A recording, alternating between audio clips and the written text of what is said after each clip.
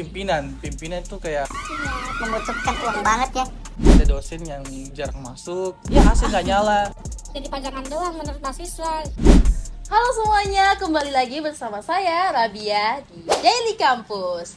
Apa kabar nih buat para penonton yang masih setia nungguin episode menarik dari Daily Campus ini? Wah, mudah-mudahan baik ya semuanya. Kali ini kita bakalan ngebahas isu yang lagi rame diperbincangkan di berbagai platform media sosial.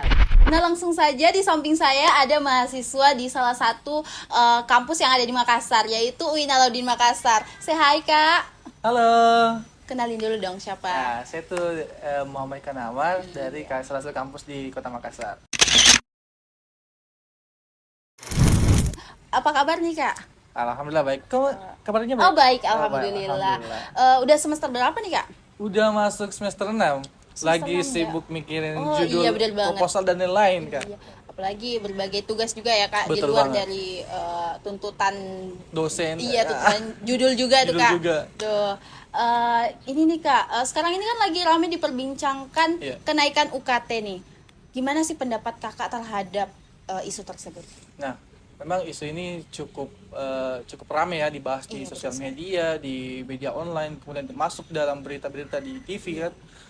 Memang kenaikan UKT ini cukup meresahkan bagi seluruh mahasiswa. Dan kemudian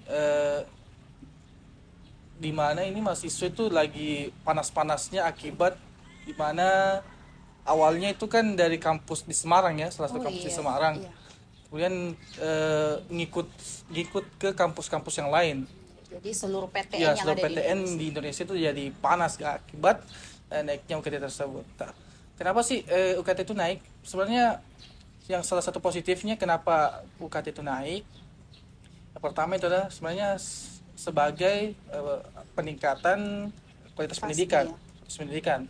Ya, yang kedua agar fasilitas di kampus itu merata, dan kemudian di mana pokoknya antara dua itulah, yang dua itu sebenarnya salah satu tujuan kenapa UKT itu naik. Nah, ada sih yang pandangan negatif dari seluruh mahasiswa juga, kenapa sih UKT naik. UKT naik karena pimpinan itu kayak Iya. membutuhkan uang banget ya. Nah, kalau menurut ke fasilitas ya, Kak, kalau fasilitas itu banyak, sebenarnya ada yang tercukupi, ada yang tidak. Ada yang tidak tercukupi Beda-beda ya, tiap kampus. ya dalam pengajarannya di setiap kelas. Kemudian infrastrukturnya yang tidak selesai ya. Kemudian ada yang sarana dan prasarannya yang tidak terpenuhi juga, Kak. Itu salah satu fasilitas. Tapi tadi Kakak berbicara fasilitas nih ya. Ya. Fasilitas apa sih yang tidak terpenuhi oleh pihak kampus? Nah, berbicara soal fasilitas yang tidak Iya. terpenuhi. Kalau di kampus saya ya, Aduh. di kampus saya di Oh, ya di Makassar sendiri, yang tidak terpenuhi itu yang tadi itu pertama dari sisi pengajaran.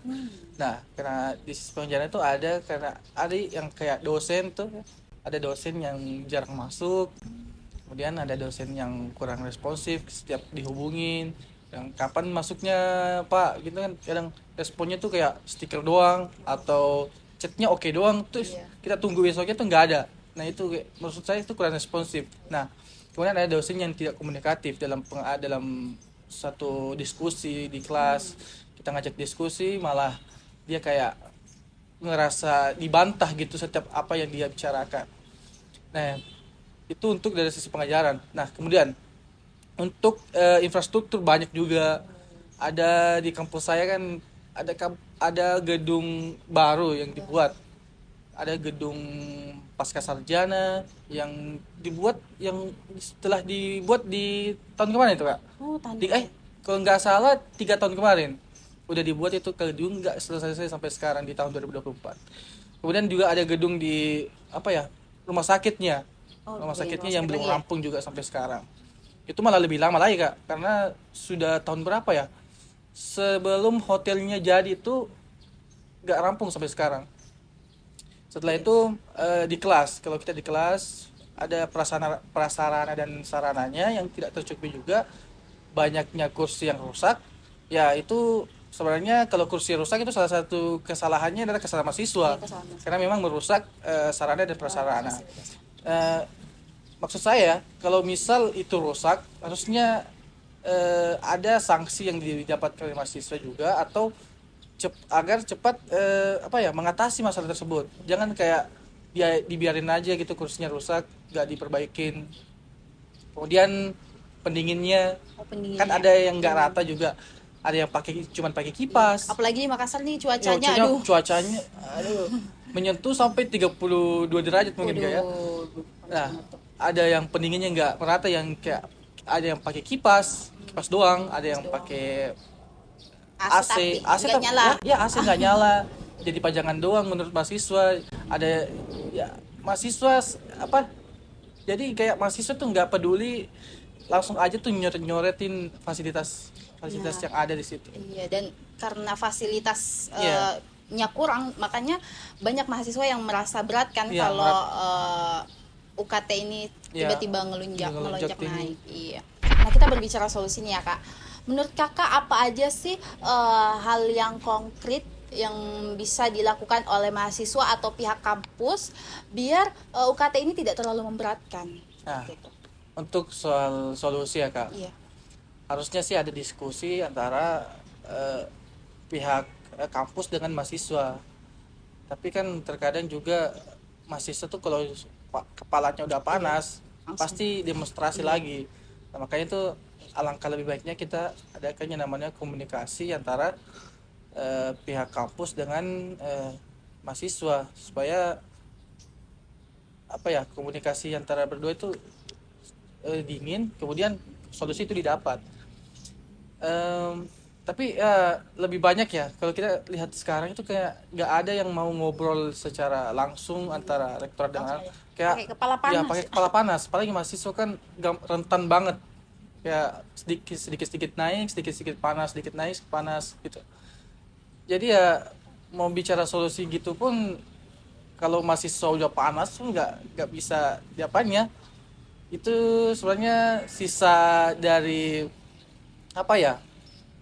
para aparat aja sih, Ya, supaya fasilitasnya juga diperbaiki supaya dibantu tidak terlalu memberatkan dari gitu. dibantu oleh anggota dewan, mungkin mahasiswanya untuk berbicara sampai ke kementerian pendidikan atau langsung ke menteri pendidikan, supaya ini komunikasinya langsung ke kementerian masuk ke kampus gitu, supaya karena kan kalau mahasiswa langsung ke rektorat kadang rusuh gitu ya, jadi mending kementerian aja yang langsung bicara ke pihak kampus gitu Kak.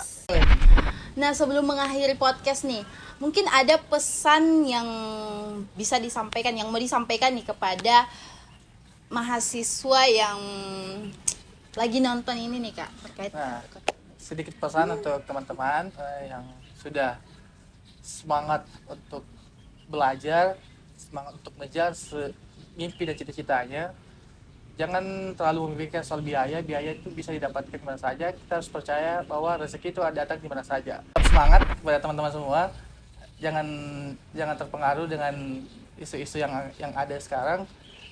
Pokoknya stay kepala hangat dan terus kejar pendidikan. Wah, terima kasih banyak nih ya Kak atas waktunya sudah berbincang-bincang sama saya. Nah, buat para penonton, terima kasih banyak ya yang sudah menonton sampai selesai nih. Nah, sampai ketemu di episode selanjutnya. Saya Rabia. Bye-bye.